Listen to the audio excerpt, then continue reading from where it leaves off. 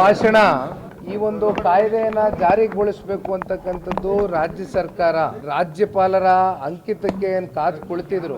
ಎಲ್ಲೋ ಒಂದು ಕಡೆ ಆ ದ್ವೇಷ ಭಾಷಣದಲ್ಲಿ ಒಂದಷ್ಟು ಪ್ರಮುಖವಾದಂಥ ಅಂಶಗಳು ಆ ಕ್ಲಾಸಸ್ನ ನಾವು ಓದ್ತಕ್ಕಂಥದ್ದಾದರೆ ಬಹುಶಃ ಇದ್ರ ಬಗ್ಗೆ ನಾನು ವಿಸ್ತಾರವಾಗಿ ಒಂದು ಪತ್ರಿಕಾಗೋಷ್ಠಿಯನ್ನು ಕರೆದು ಮಾತನಾಡಿದ್ದೇನೆ.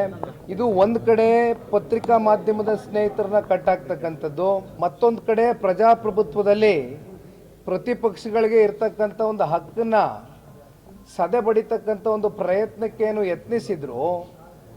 ಆ ಕ್ಲಾಸ್ಗಳಲ್ಲಿ ಇರ್ತಕ್ಕಂಥ ಅಂಶಗಳು ಸಂಪೂರ್ಣವಾಗಿ ನಾನು ಪ್ರೆಸ್ ಮೀಟನ್ನು ಕರೆದು ಇದು ಪ್ರಜಾಪ್ರಭುತ್ವದ ವ್ಯವಸ್ಥೆಗೆ ಒಂದು ಮಾರಕವಾದಂಥ ಒಂದು ದ್ವೇಷ ಭಾಷಣದ ಒಂದು ಮಸೂದೆ ಆಗ್ತಾ ಇತ್ತು ಇದನ್ನೇನಾರು ಜಾರಿಗೊಳಿಸಿದರೆ. ಹಾಗಾಗಿ ಇವತ್ತು ರಾಜ್ಯಪಾಲರು ಇವೆಲ್ಲ ಅಂಶಗಳನ್ನು ಕೂಡ ಗಮನಿಸಿ ಒಳ್ಳೆಯ ಒಂದು ತೀರ್ಮಾನ ತಗೊಂಡಿದ್ದಾರೆ ಅಂತಕ್ಕಂಥದ್ದು ಈ ಸಂದರ್ಭದಲ್ಲಿ ನಾವೆಲ್ಲರೂ ಕೂಡ ಸ್ವಾಗತ ಕೋರ್ತೇವೆ.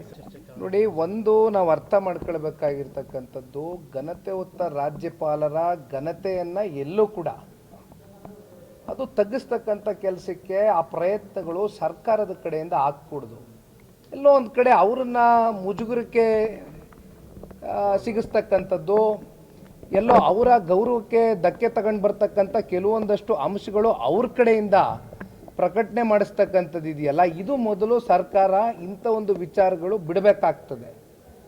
ಹಾಗಾಗಿ ಇದು ಒಂದು ಕಡೆ ನಾವು ನೋಡಿದ್ದೇವೆ, ರಾಜ್ಯಪಾಲರು ಅವರು ಒಂದು ಸೆಂಟೆನ್ಸ್ ಓದಬೇಕಾ, ಒಂದು ಪ್ಯಾರಾಗ್ರಾಫ್ ಓದಬೇಕಾ, ಅಥವಾ ಒಂದು ವರ್ಡಲ್ಲೇ ಮುಗಿಸ್ಬೇಕಾ ಅಂತಕ್ಕಂಥದ್ದು ಅದು ಅವ್ರಿಗೆ ಬಿಟ್ಟಿರ್ತಕ್ಕಂಥ ವಿಚಾರ. ಯಾಕೆಂದರೆ ಅವರೆಲ್ಲ ಓದ್ಕೊಂಡಿದ್ದಾರೆ.